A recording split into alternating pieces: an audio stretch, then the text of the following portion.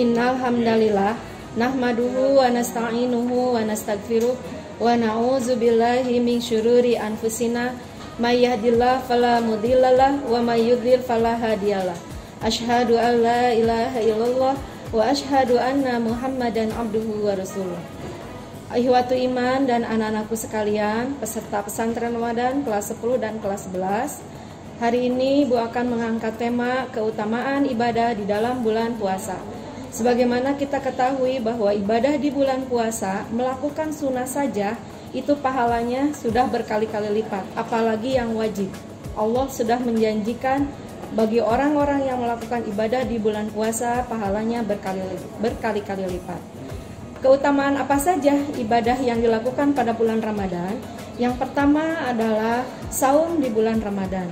Tentunya kita sebagai umat Islam wajib melakukan saum di siang hari terkecuali orang yang berhalangan atau yang tidak mampu. Rasulullah SAW telah bersabda, barang siapa yang melakukan ibadah saum berdasarkan iman dan ingin mendapatkan pahala dari Allah Subhanahu wa taala, maka pahalanya adalah diampuni dosa-dosa yang telah lalu.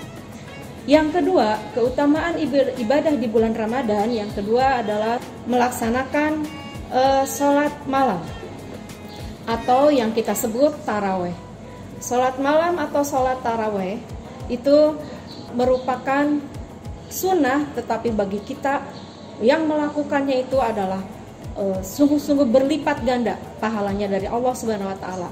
Sebagaimana Rasulullah SAW telah bersabda, barang siapa yang melakukan sholat taraweh berdasarkan iman dan ingin mendapatkan pahala dari Allah Subhanahu wa taala, maka pahalanya adalah dosa-dosanya akan diampuni 1 tahun yang lalu. Kemudian apalagi amalan ibadah di bulan Ramadan? Yang ketiga adalah tentunya tadarus. Tadarus Al-Quran, sebagaimana kita ketahui, Al-Quran diturunkan pada bulan Ramadan selama 22 tahun, 22 bulan dan 22 hari. Dan tadarus di bulan Ramadan itu adalah merupakan suatu kewajiban bagi kita.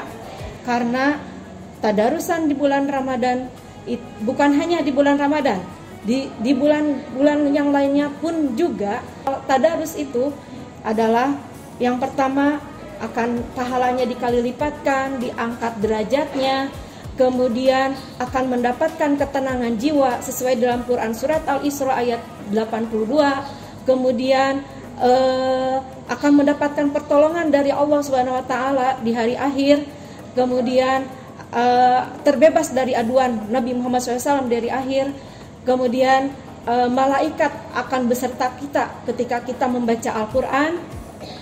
Itu tadarus ya, tadarus di dalam bulan puasa dan bulan-bulan yang lainnya. Juga Nabi Muhammad di dalam bulan puasa melakukan tadarus itu bersama malaikat Jibril.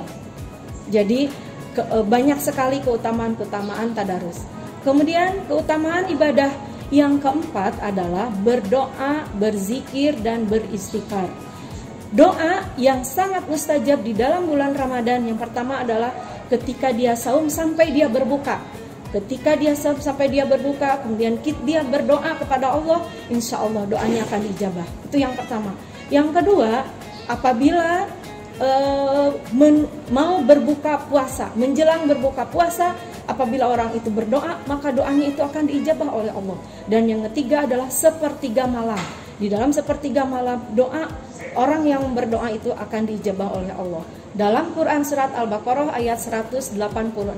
Dan Allah berfirman, apabila hambaku menanyakan kepadaku, aku sungguh dekat. Dan setiap hamba yang berdoa kepadaku, insya Allah aku akan ijabah.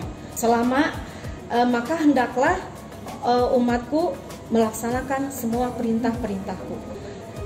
Nabi Muhammad telah mengajarkan doa yang paling maksur bagi kita, yaitu Allahumma innaka afun tuhibbul afwa fa'fu anni.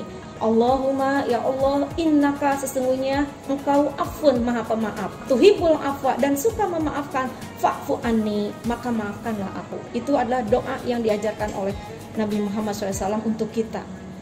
Kemudian amalan ibadah yang keenam itu adalah beriktikaf. Tentunya iktikaf itu adalah lebih mendekatkan diri lagi kita kepada Allah Subhanahu wa taala. Itu sangat dekat sekali. terutama 10 hari nuzulul Quran. Dan yang terakhir adalah umroh, ya. Umroh, melakukan umroh di dalam bulan puasa sama pahalanya dengan ibadah haji. Demikianlah tema hari ini mengenai 7 amalan ibadah yang harus kita lakukan di bulan puasa ini. Mudah-mudahan kita bisa melaksanakannya, bisa mengamalkannya dalam kehidupan kita sehari-hari. Akhirul kalam, wassalamualaikum warahmatullahi wabarakatuh.